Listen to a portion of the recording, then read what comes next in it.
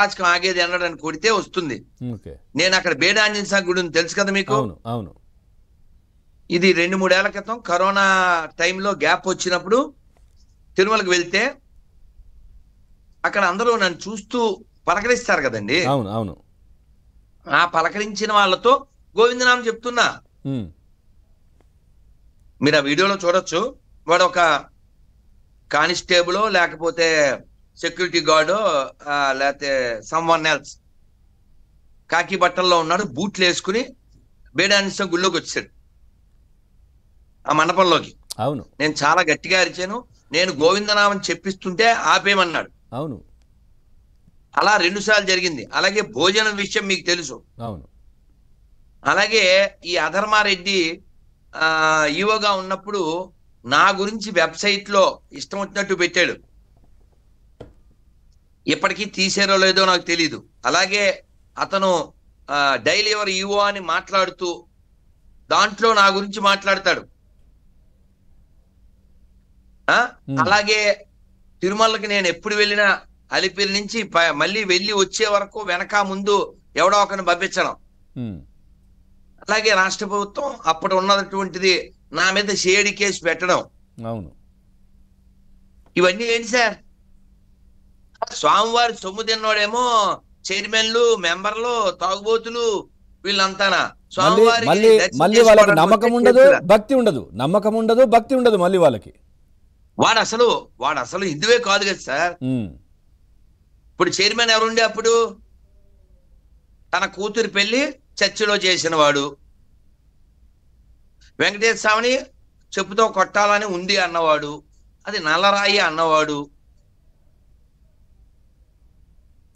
కాబట్టి ఇలాంటి ఘోరాలు పాతకాలు చేయడానికి వాళ్ళు వచ్చారు, చేశారు, వెళ్ళారు. అసలు అందులో అయితే నేను ఆశ్చర్యపోవట్లేదు. వాళ్ళ పర్పస్ ఆఫ్ విజిటింగ్ వాళ్ళు ఏం చేయాలో చేశారు. గురుగారు, చాలా మంది కూడా కలత చెందుతున్నారు. అంటే మీకు వచ్చినట్టుగానే మెసేజ్లు మనకు కూడా లైవ్ అవుతుంటే కావచ్చు, లేదంటే చాలా మంది ఆఫ్లైన్లో పంపిస్తుంటారు. మేము ఎంతో మందికి లడ్డూలను పంచాం. మేము గతంలో ఆ 5 ఏళ్లలో మేము చాలా మందికి అక్కడికి వెళ్ళి అందరూ వచ్చి ఇస్తుంటారు కదా. సో మా చేతులతో ఇట్లాంటివన్నీ కలిసినటువంటి దాన్ని మేము ఇచ్చాము, చాలా బాధేస్తోందని వాళ్ళ మాటలు. కాదండి, నాకు అలా ఎంతమంది చెప్పుంటారు నాకు వాట్సాప్ లో. అవును. ఒక పలమనేరు డ్రైవర్ అండి,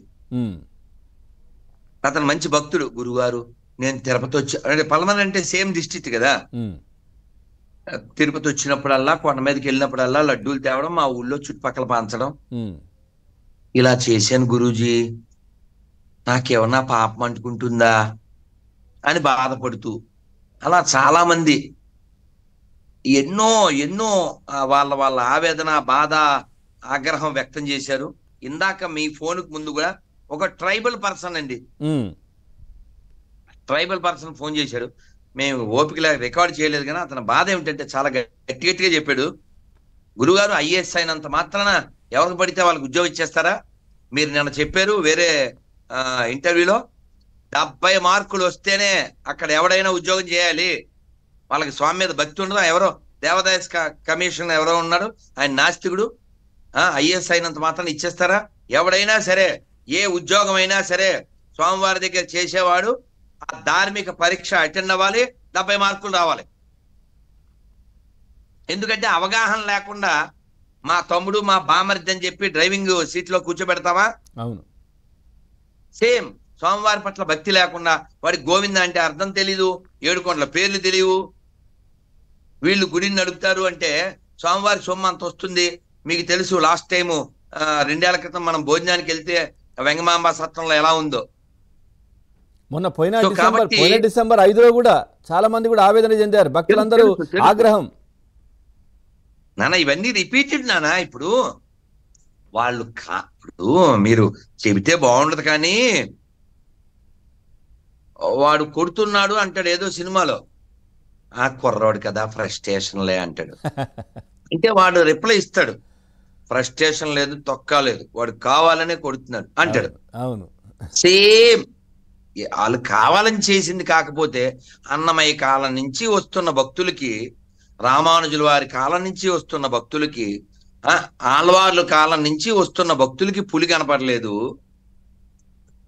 పులి ఎందుకు పుట్టించారు? కర్రలు అమ్ముకోవడానికి. అడవులు నరకడానికి. అదే కర్రలు అమ్ముకోవడానికి. కర్రలు, ఓకే ఓకే. కర్రలు అమ్ముకోవడానికి. అది ఏ కర్రలన్నా అనుకోండి. అది ఒకటే కాదండి, ఇక్కడ ఒక్క దెబ్బకి 2 పిట్టలు అన్నట్టుగా తిరుమల నాకు నిన్న కూడా ఎవరో మెసేజ్ పెట్టారు.